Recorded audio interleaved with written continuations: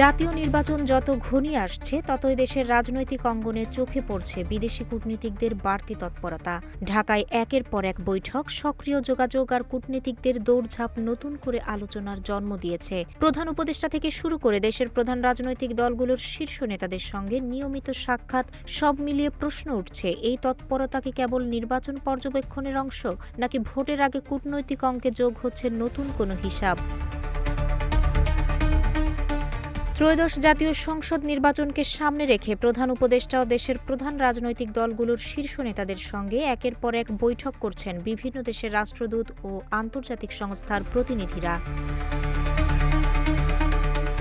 চলতি সপ্তাহে ইউরোপীয় ইউনিয়নের নির্বাচন পর্যবেক্ষক মিশনের একটি প্রতিনিধি দল প্রধান উপদেষ্টা এবং শীর্ষ রাজনৈতিক দলগুলোর নেতাদের সঙ্গে বৈঠক করেছে।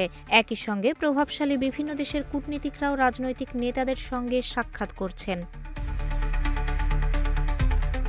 কিউব হোল্ডিংসের গল্পে সেই রেখাটি আঁকা হয়েছিল আজ থেকে 1 যুগ আগে। নকশাই আমাদের ভাষা। Cube holdings limited. বাংলাদেশে নির্বাচন এলেই বিদেশি কূটনীতিকদের দৌড়ঝাঁপ ও রাজনৈতিক যোগাযোগ নতুন নয়, তবে এবারের নির্বাচনের আগে সেই তৎপরতা আরও দৃশ্যমান হয়ে উঠেছে। গত কয়েকদিন ধরে রাজধানীতে কূটনৈতিক তৎপরতা বাড়তে দেখা যাচ্ছে। 10 জানুয়ারি বিএনপি চেয়ারপারসন কার্যালয়ে দলটির চেয়ারম্যান তারেক রহমানের সঙ্গে একই দিনে 3 দেশের রাষ্ট্রদূত এবং ইউরোপীয় ইউনিয়নের কূটনীতিকরা সাক্ষাৎ করেন। ওই দিন বিকেলে তারেক রহমানের সঙ্গে বৈঠক করেন বাংলাদেশে নিযুক্ত ভারতীয় হাইকমিশনার প্রণয় ভার্মা। একই দিনে তারেক রহমানের সঙ্গে আলাদাভাবে সৌজন্য সাক্ষাৎ করেন ইউরোপীয় ইউনিয়নের নির্বাচন পর্যবেক্ষণ মিশনের প্রধান পর্যবেক্ষক ও ইউরোপীয় পার্লামেন্ট সদস্য ইভারস আইজাবস, তুরস্কের রাষ্ট্রদূত রামিজ সেন এবং মিশরের রাষ্ট্রদূত ওমর ফাহমি। 9 জানুয়ারি পাকিস্তানের হাই কমিশনার ইমরান হায়দার তারেক রহমানের সঙ্গে সাক্ষাৎ করেন। একই দিনে জার্মান রাষ্ট্রদূত ও অস্ট্রেলিয়ান হাই কমিশনারও বিএনপি প্রধানের সঙ্গে বৈঠক করেন।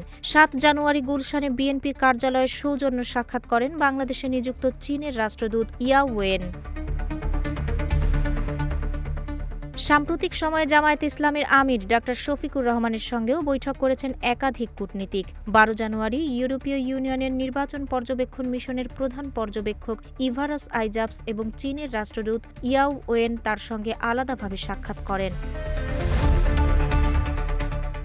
এনসিপির শীর্ষ নেতাদের সঙ্গেও কূটনীতিকদের বৈঠক অব্যাহত রয়েছে। রাজধানীর একটি হোটেলে ইউরোপীয় ইউনিয়নের নির্বাচন পর্যবেক্ষণ মিশনের প্রধান পর্যবেক্ষক ইভারস আইজাবসের নেতৃত্বে প্রতিনিধি দলের সঙ্গে বৈঠক হয় এনসিপি আহ্বায়ক নাহিদ ইসলাম সহ দলের অন্যান্য নেতাদের। এর আগে গত 4 জানুয়ারি মার্কিন দূতাবাসে দূতাবাস কর্মকর্তাদের সঙ্গে বৈঠক করেন এনসিপির নেতারা। নির্বাচনের স্বচ্ছতা, অংশগ্রহণমূলক পরিবেশ এবং সার্বিক রাজনৈতিক পরিস্থিতি পর্যবেক্ষণের অংশ হিসেবেই এসব কূটনৈতিক তৎপরতা চলছে বলে সংশ্লিষ্টরা মনে করছেন। তবে প্রশ্ন থেকেই যাচ্ছে, নির্বাচন যত কাছে আসছে বিদেশি কূটনীতিকদের এই বাড়তি নড়াচড়া কি শুধুই পর্যবেক্ষণ, নাকি এর পেছনে আছে ভিন্ন কোনো হিসাব? তাহেরা আক্তার, রূপালী বাংলাদেশ।